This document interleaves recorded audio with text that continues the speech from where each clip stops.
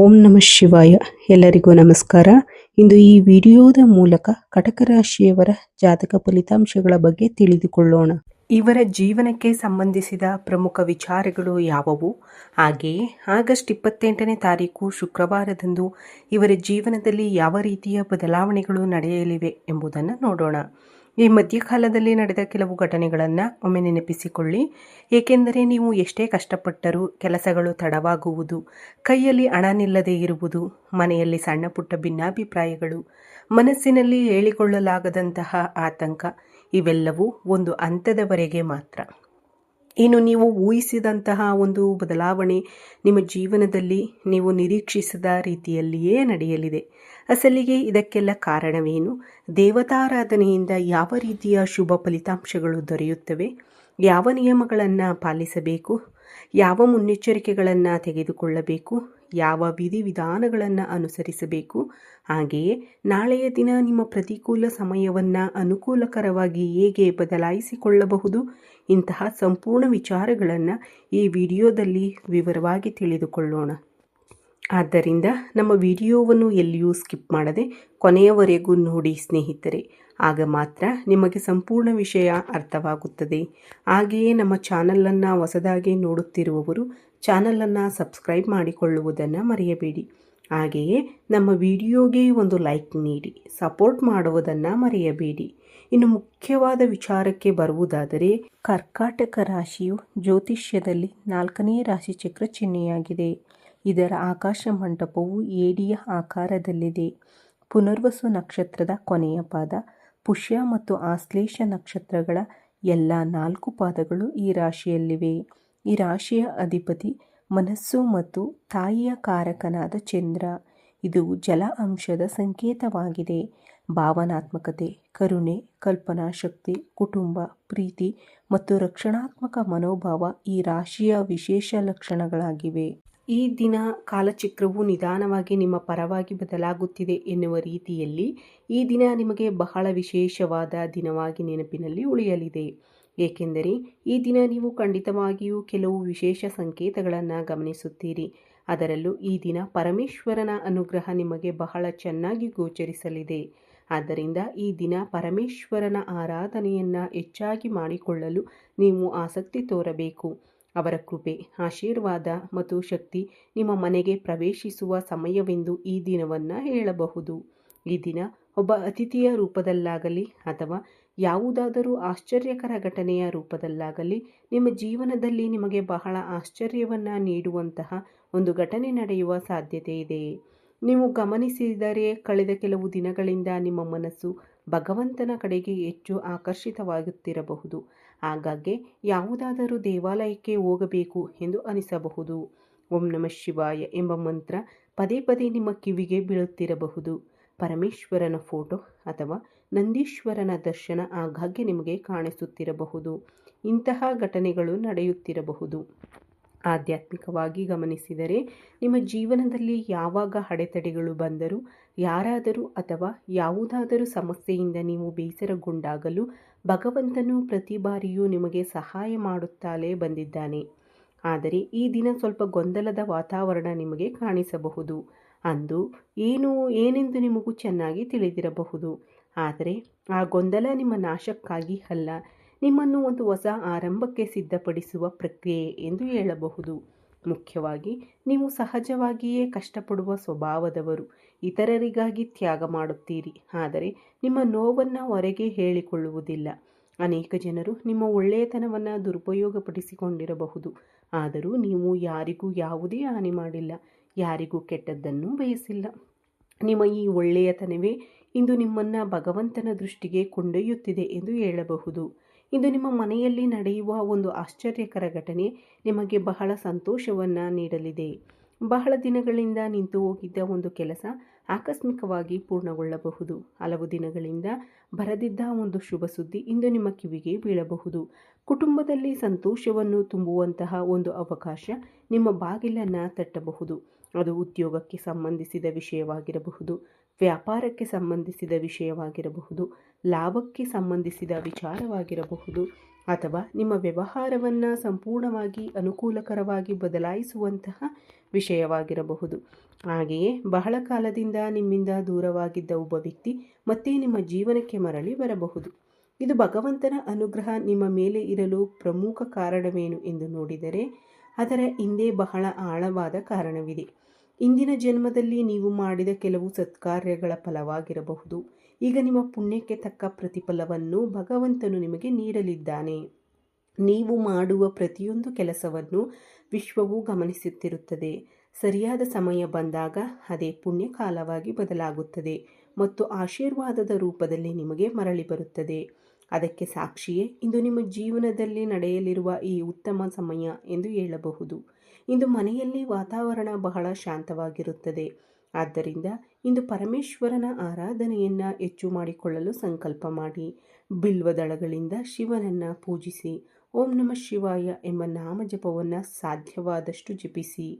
ಇಂದು ಸಣ್ಣ ಪುಟ್ಟ ಪರಿಹಾರಗಳನ್ನು ಮಾಡಿಕೊಂಡರೂ ನಿಮ್ಮ ಜೀವನದಲ್ಲಿ ಸಕಾರಾತ್ಮಕ ಬದಲಾವಣೆಗಳನ್ನು ಗಮನಿಸಬಹುದು. ಪರಿಹಾರ ಎಂದಾಕ್ಷಣ ದೊಡ್ಡ ಮೊತ್ತದ ಹಣ ಖರ್ಚು ಮಾಡಬೇಕು ಎಂದೇನಿಲ್ಲ. ಒಂದು ಚೆಂಬು ನೀರನ್ನು ತೆಗೆದುಕೊಂಡು ಇಂದು ಶಿವಾಲಯಕ್ಕೆ ಹೋಗಿ ಸ್ವಾಮಿಗೆ ಜಲಾಭಿಷೇಕ ಮಾಡಿ. ಆ ನೀರಿನಲ್ಲಿ ನಿಮಗೆ ಸಾಧ್ಯವಾದಷ್ಟು ಬಿಲ್ವದಳಗಳನ್ನು ಹಾಕಿ ಸ್ವಾಮಿಗೆ ಅಭಿಷೇಕ ಮಾಡಿ. ನಂತರ ನಿಮ್ಮ ಮನಸ್ಸಿನಲ್ಲಿರುವ ಸಂಕಲ್ಪವನ್ನು ದೇವರಿಗೆ ಹೇಳಿಕೊಂಡರೆ ಸಾಕು. ಆದರೆ ಭಗವಂತನ ಅನುಗ್ರಹ ದೊರೆತಾಗ ಅಹಂಕಾರ ಹೆಚ್ಚಾಗಬಾರದು. ನಿಮ್ಮಲ್ಲಿ ವಿನಯ, ದಯೆ ಮತ್ತು ಧರ್ಮದ ಗುಣಗಳು ಇನ್ನಷ್ಟು ಹೆಚ್ಚಾಗಬೇಕು. ಆಗ ಮಾತ್ರ ಭಗವಂತನ ಆಶೀರ್ವಾದ ನಿಮ್ಮ ಬಳಿ ಶಾಶ್ವತವಾಗಿ ಉಳಿಯುತ್ತದೆ. ಆದ್ದರಿಂದ ಇಂದು ಸಾಧ್ಯವಾದಷ್ಟು ಶಿವಾಲಯಕ್ಕೆ ಹೋಗಿ ಅಭಿಷೇಕ ಮಾಡಿ. ನಿಮ್ಮ ಶಕ್ತಿಗೆ ಅನುಗುಣವಾಗಿ ಬಿಲ್ವದಳಗಳನ್ನು ಸ್ವಾಮಿಗೆ ಅರ್ಪಿಸಿ. ಕನಿಷ್ಠ 5 ನಿಮಿಷವಾದರೂ ಶಾಂತವಾಗಿ ಕುಳಿತು ಓಂ ನಮಃ ಶಿವಾಯ ಎಂಬ ಮಂತ್ರವನ್ನು ಜಪಿಸಿ.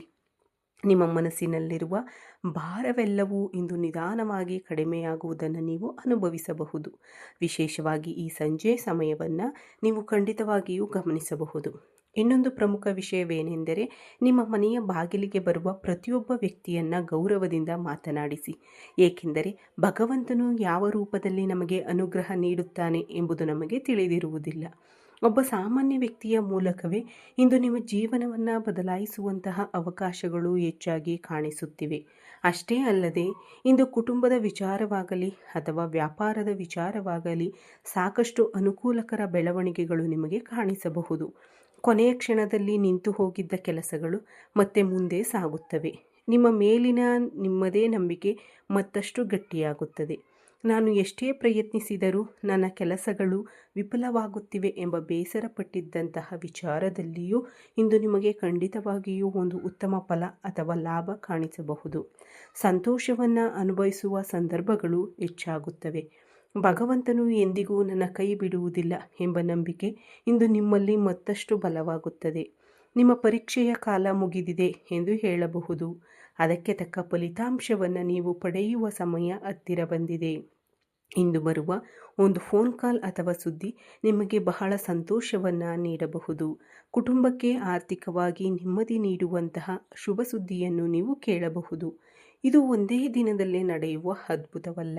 ನಿಧಾನವಾಗಿ ಮತ್ತು ಸ್ಥಿರವಾಗಿ ನಡೆಯಲಿರುವ ಒಂದು ದೊಡ್ಡ ಬದಲಾವಣೆಯ ಆರಂಭ. ಬಹಳ ಕಾಲ ನೀವು ಮಾಡಿದ ಕಷ್ಟಕ್ಕೆ ತಕ್ಕ ಪ್ರತಿಫಲ ಹಾಗೂ ಆರ್ಥಿಕ ನೆಮ್ಮದಿ ನೀಡುವಂತಹ ಒಂದು ಶುಭ ಸುದ್ದಿ ಇಂದು ನಿಮಗೆ ದೊರೆಯಬಹುದು. ಅಷ್ಟೇ ಅಲ್ಲದೆ ಕುಟುಂಬದಲ್ಲಿ ಶಾಂತಿ ನೆಲೆಸುತ್ತದೆ. ಮನೆಯಲ್ಲಿ ಬಹಳ ದಿನಗಳಿಂದ ಇದ್ದ ಅಪಾರ್ಥಗಳು ಮತ್ತು ಸಮಸ್ಯೆಗಳು ನಿಧಾನವಾಗಿ ದೂರವಾಗುತ್ತವೆ. ಮಾತೇ ಇಲ್ಲದೆ ದೂರವಾಗಿದ್ದ ಸಂಬಂಧಗಳು ಮತ್ತೆ ಮಾತನಾಡುವ ಪರಿಸ್ಥಿತಿ ಉಂಟಾಗಬಹುದು. ಜೀವನ ಸಂಗಾತಿಗಳಾದ ಗಂಡ ಹೆಂಡತಿಯರ ನಡುವೆ ಇದ್ದ ಸಣ್ಣ ಪುಟ್ಟ ಮನಸ್ತಾಪಗಳು ಕೂಡ ಕರಗಿ ಹೋಗುವ ಸಾಧ್ಯತೆ ಇದೆ. ಮಕ್ಕಳ ವಿಚಾರದಲ್ಲಿ ಇದ್ದ ಆತಂಕವು ಸ್ವಲ್ಪ ಮಟ್ಟಿಗೆ ಕಡಿಮೆಯಾಗುವ ಸೂಚನೆಗಳಿವೆ.